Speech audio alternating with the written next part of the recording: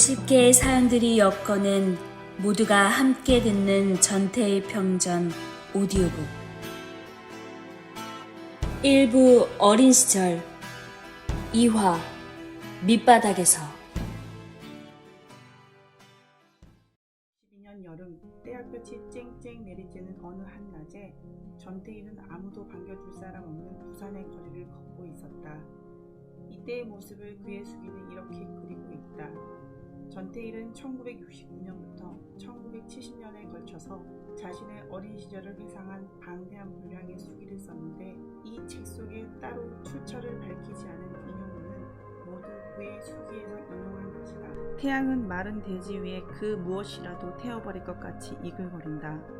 14살의 한 소년이 허기진 배를 달래면서 옛날 그가 살던 영도다리 쪽으로 무거운 다리를 끌면서 이글거리는 태양 아래 국제시장 어느 양화점 쇼윈도 그늘진 곳에서 잠시 갈증나는 더위를 피하고 있다. 소년은 누구에게도 무엇에도 반항함이 없이 생각한다.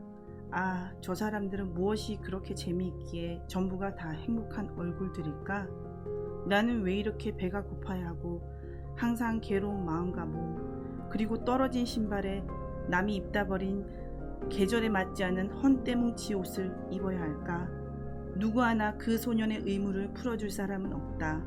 바로 이러한 것이 전태일의 어린 시절이었고 짧은 평생의 기록이었다. 항상 굶주려 있는 허기진 배, 항상 지칠 대로 지쳐있는 몸과 마음, 가난으로 이루지 못한 학창의 서러운 꿈, 부유한 사람들의 세상으로부터 버림받고 천대받고 거부당한 소외감, 끝없는 노동과 방황, 그 지루한 20여 년 동안을 그는 이렇게 철저하게 빼앗기고 철저하게 학대받고 철저하게 좌절되어 눈물마저도 메말라버린 밑바닥 인생으로 살아야 했다.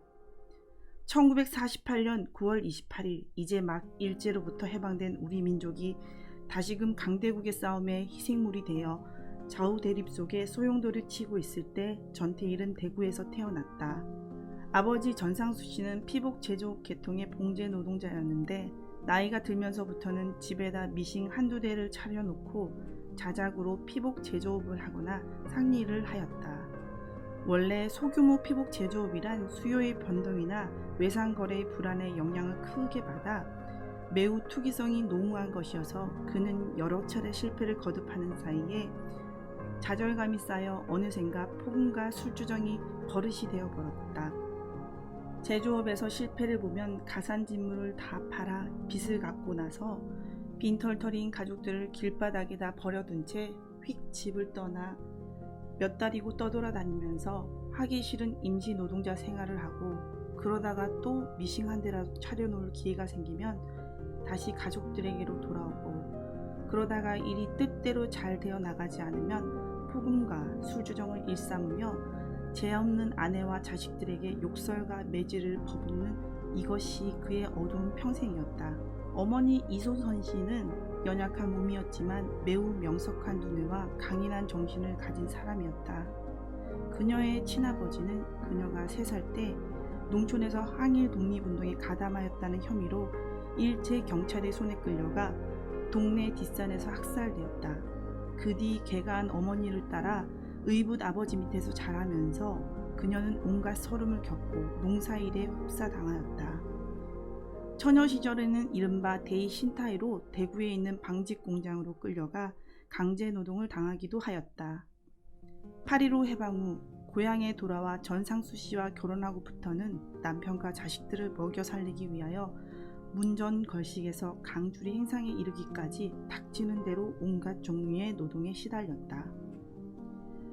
의붓 아버지가 낳은 자식들 틈에 끼어 구박을 당하면서 자라던 어린 시절부터 그녀는 인간 차별이라면 아주 치를 떨게 되었다고 한다. 경찰이 판자촌을 철거하거나 강주리 행상들을 거리에서 몰아낼 때에 그녀가 앞장서서 동료들을 규합하여 경찰과 싸운 일이 여러 번이었고 그러다가 한 번은 사흘 동안 경찰서 유치장에 갇힌 일도 있었다. 자존심이 강한 그녀였지만 생활고로 눈이 보이지 않게 되었을 때 옆집 사람의 권유로 교회에 다니게 되었다. 특히 그녀는 자식들을 올바른 사람으로 키우기 위해 매우 엄한 교육을 하였다. 전태일은 어머니의 영향을 많이 받았는데 그가 분신 한가하였을 때 그의 친척들은 입을 모아 이 소선이 결국 제 아들을 죽였다고 하였을 정도이다. 전태일이 태어난 곳 분단된 한반도의 남쪽에서 그 무렵 강대국들을 배경으로 하여 벌어지고 있었던 치열한 좌우익 싸움은 그 뒤 우리 민중의 운명에 커다란 영향을 미쳤다. 생존의 권리를 요구하는 모든 밑바닥 인생들의 집단 운동이 위험시되고 그 중에서도 특히 노동운동은 마치 공산주의 운동이나 마찬가지인 듯이 오인받아 철저한 제약 아래 놓이게 되었다. 전태일, 그는 가진 것도 배운 것도 없는 민중의 아들, 억압의 아들로 이 땅에 왔다. 1954년 전태일이 6살 되던 해, 그때까지 부산에서 소규모 양복 제조업을 하던 그의 아버지는 어느 염색 공장에다 염색을 맡긴 원단이 불행하게도 오랜 장마를 만나 다 상해버리는 바람에 재기할 수 없는 타격을 받았다. 기술은 있으니 서울로 가면 어디든지 취직할 수 있으려니 하는 막연한 생각으로 그는 그해 여름 가족들을 이끌고 외정 때 잠깐 와본 일밖에 없었던 서울로 무작정 상경하였다. 먹여 살려야 할 처자식들과 팔 다리 밖에는 아무것도 가진 것 없는 사람들이 날마다 몰려드는 곳이 서울이다. 땅 잃은 농민들, 흙에 묻혀 아버지, 어머니가 겪었던 괴로운 무지렁이의 삶을 이어받기를 거부하는 젊은이들, 일자리가 없어서 멀쩡한 팔 다리를 갖고도 입에 풀칠을 할 수가 없는 실업자들, 그 밖에도 살 길을 잃은 가지가지 사연의 사람들이 특공과 부귀의 식탁에서 떨어지는 빵 부스러기를 주워 먹기 위하여 그들의 지친 발길을 최후의 종착지인 서울로 돌린다. 수만, 수십만, 수백만의 발걸음은 이렇게 해마다 서울로 향하였고 서울의 판자촌, 뒷골목, 이른바 우범지대는 때려 부숴도 더욱 늘어만 갔다. 전태일의 가족들도 서울 땅에 발을 들여놓았다. 이때 그에게는 태삼이라는, 어릴 때는 홍태라고도 불렀다, 남동생이 하나, 순옥이라는 여동생이 하나 있었다. 태일의 아버지는 서울까지 오기는 왔으나 서울에 아는 사람이 없었다. 해마다 몰려드는 그 많은 실업자들이 어떻게 다 서울에서 취직을 할 수 있었겠는가. 양복 기술을 가졌다고는 하나 그는 결국 망망한 서울 바닥에서 2년 동안을 그때그때 생기는 일거리를 찾아 평화시장, 중부시장 등을 떠돌아다니며 실업자나 다름없는 생활을 할 수밖에 없었다. 실업자가 되어본 일이 있는 사람, 실업자인 아버지를 가져본 일이 있는 사람은 알리라. 그 지루하고 짜증나고 불안하고 초조한 생활, 그 생활에 의례껏 따르는 호금과 주정, 자학과 좌절, 부부싸움과 부자 간의 불화, 그 숨막히는 절망, 굶주린들 무엇으로 배를 채울 것인가, 병이 든들 어디 가서 치료를 받을 수 있겠는가, 자식이 자란들 어떻게 가르칠 것인가. 태일의 아버지가 일자리 찾아 헤매고 있는 동안 어머니는 어린 자식들과 함께 서울역 근처의 염천교 밑에서 노숙하면서 석 달 가까이 만리동 일대를 집집마다 돌아다니며 동냥을 하여 연명하였다. 그러던 중 하루는 밤에 잠자는데 술에 잔뜩 취한 남편이 불쑥 나타나서 그때 돈으로 3,000원쯤 주면서 몇 달 뒤에 돌아와서 천막집이라도 살 테니까 죽지 말고 있으라는 한마디를 하고는 다시 어디론지 가버렸다. 이 소선은 그 돈을 장사 미천으로 채소 행상을 시작하였고 나중에는 지게꾼들을 상대로 팥죽 장사, 비빔밥 장사, 찹쌀떡 장사 따위를 했다. 물건 강주리를 이고 중앙시장, 남대문 육교, 중부시장, 미아리 등지로 순경들이나 시장 경비원들의 눈을 피해가며 떠돌아다니는 생활을 하였다.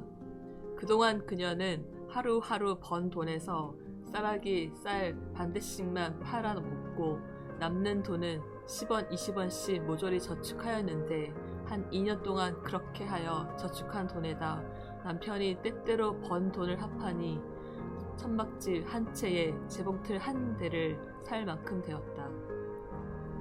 이리하여 테일의 아버지는 오랜만에 재봉틀 한 대를 사놓고 손수 삭바느질을 하면서 돈을 벌 수 있었다. 이때 8살이었던 테일은 남대문 초등 국민학교에 2학년으로 편입, 처음으로 짧은 학교 생활을 하였다. 일단 안정된 생계를 갖게 되자 테일의 아버지는 그 잘 마시던 술도 끊고 부지런히 일을 하였는데 원래 양복 기술이 좋은 편이었던지라 주위 사람들의 호평을 얻어 삭바느질을 시작한 지 1년도 채 못 되어 판잣집 한 채를 사고 남대문 시장 안에 있던 대도백화점 2층에다가 가게를 장만해서는 재봉틀도 몇 대 더 늘리고 미승사까지 두면서 사업을 벌였다. 그러나 세상은 이 부지런한 가장에게 행복으로 통하는 문을 열어주지 않았다. 1960년 4.19 혁명이 일어나기 직전에 그는 브로커를 통하여 어떤 고등학교의 체육복 수천 벌을 단체 주문 받았는데 허겁지겁 그의 아내를 친정으로 보내는 등 사방으로 뛰어다니며 자금을 마련하여 일을 끝마치고 옷을 납품까지 하였다. 그리고 나서 곧 4.19 혁명이 일어났는데 주문을 받아온 브로커는 학교에서 받은 옷값을 떼어먹고 행방을 감추었다. 어디에 호소할 것인가 그는 채권자들의 독촉에 견딜 수 없어 가게와 재봉틀 일체를 양도하고 살고 있던 판잣집마저 다 팔아 빚을 청산하고 하루아침에 빈손으로 거리로 나앉았다. 남대문 시장에서 장사할 때 사귄 친구 몇 명과 또 그와 거래가 많았던 원당 가게 주인이 그를 동정하여 이태원 메인주택 근처의 산마루턱에다 판잣집 새방 한 칸을 얻어주었으나 그는 낙담한 나머지 한동안 끊었던 술을 다시 포금하면서 하루하루를 허송하기 시작했다. 테일의 어머니는 이 사태에 충격을 받아 정신 이상자가 되다시피 하였다.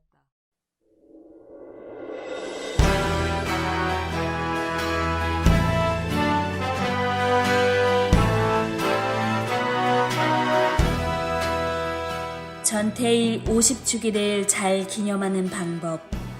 모두가 듣는 전태일 평전. 제작 민주노총 서울본부. 후원 전태일 재단.